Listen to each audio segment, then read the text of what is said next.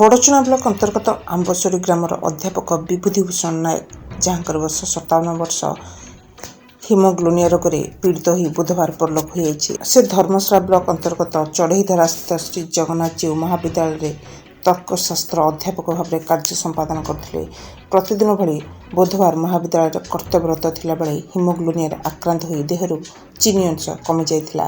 ସେ ଯନ୍ତ୍ରଣା ଅନୁଭବ କରିବାରୁ କଲେଜ ଅଧ୍ୟକ୍ଷ ଏବଂ ସହକର୍ମୀ ବିରୁଦ୍ଧ ବଡ଼ଚଣା ଗୋଷ୍ଠୀ ସ୍ୱାସ୍ଥ୍ୟ କେନ୍ଦ୍ରରେ ଚିକିତ୍ସା ପାଇଁ ଭର୍ତ୍ତି କରିଥିଲେ। ସେଠାରେ ଡାକ୍ତର ତାଙ୍କୁ ମୃତ ଘୋଷଣା କରିଥିଲେ। ସେ ଛାତ୍ର ବତ୍ସଳ ଅଧ୍ୟାପକ ଭାବରେ ବେଶ୍ ସୁପରିଚିତ ରହିଥିଲେ। ତାଙ୍କର ଆକସ୍ମିକ ପରଲୋକ ଖବର ପ୍ରଚାରିତ ହେବା ପରେ ବଡ଼ଚଣା ଏବଂ ଧର୍ମଶାଳା ଅଞ୍ଚଳରେ ଗଭୀର ଶୋକର ଛାୟା ଖେଳିଯାଇଛି।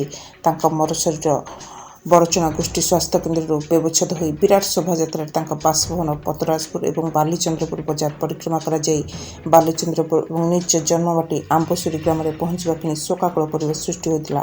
ମୃତ୍ୟୁ ସମୟରେ ତାଙ୍କର ସାନ ଭାଇ ବିନୋଦ ବିଚିତ୍ର ଏବଂ ବୀରେନ୍ଦ୍ର ଏବଂ ଦାଦା ଅଧ୍ୟାପକ ବିଦ୍ୟାଧର ନାୟକ ଉପସ୍ଥିତ ରହିଥିଲେ। ତାଙ୍କ ଶୋଭାଯାତ୍ରାରେ ସାହସପୁର କଲେଜର ଅଧ୍ୟକ୍ଷ ସତ୍ୟବ୍ରତ ପୃଷ୍ଟି, ବିଷ୍ଣୁ ସାମନ୍ତରାୟ କଲେଜର ଅଧ୍ୟକ୍ଷ ପବିତ୍ର ମହାଲା, ଅଭିମନ୍ୟୁ ସାମନ୍ତସାର କଲେଜ ବାଲିଆର ପ୍ରଭାକର ଜେନା, ଅଧ୍ୟାପକ ଦୁଃଶାସନ ସାହୁ, ପୂର୍ବତନ ସରପଞ୍ଚ ବିଳାସ ଚନ୍ଦ୍ର ବାରିକ, ଫଣୀନ୍ଦ୍ରନାଥ ପଣ୍ଡା, ଅଭିମନ୍ୟୁ ବଳ, ଅଧ୍ୟାପକ ସଂଗ୍ରାମ କିଶୋରୀ ପରିଡ଼ା, କ୍ଷୀରୋଦ ବେହେରା, ଓଡ଼ିଆ ଚେତନା ପରିଷଦର ଆବାହକ ଅନନ୍ତ ଦେବଦର୍ଶୀ, ଅଧ୍ୟାପକ ଅଶୋକ ସାହୁ ଏବଂ ଅଧ୍ୟାପକ ଦାମୋଦର ସାହୁ, ଶିକ୍ଷାପ୍ରେମୀ ମନୋଜ ପରିଡ଼ା, ସାମ୍ବାଦିକ ଅମରେନ୍ଦ୍ର ସିଂ, ସାମ୍ବାଦିକ ଏକାଦଶୀ ସେଠୀ, ପ୍ରଭାସ ଚନ୍ଦ୍ର ଦାସ, ଅଜୟ ଦାସ, ପ୍ରକାଶ ଚନ୍ଦ୍ର ସାମଲ, ଶାରଦା ପ୍ରସାଦ ମହାନ୍ତି, ଅକ୍ଷୟ ପରିଡ଼ା ପ୍ରମୁଖ ବହୁ ବ୍ୟକ୍ତି ସ୍ୱର୍ଗରଥରେ ଥିବା ମରଶରୀର ଉପରେ ପୁଷ୍ପମାଲ୍ୟ ଦେଇ ଶ୍ରଦ୍ଧାଶ୍ରମ ଅର୍ପଣ କରିଥିଲେ।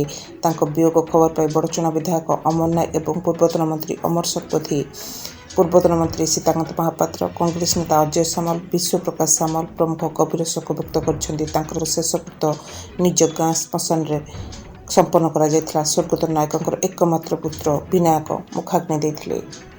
ମାହାଙ୍ଗାରୁ ଅମରେନ୍ଦ୍ର ସିଂ, ଓଡ଼ିଶା।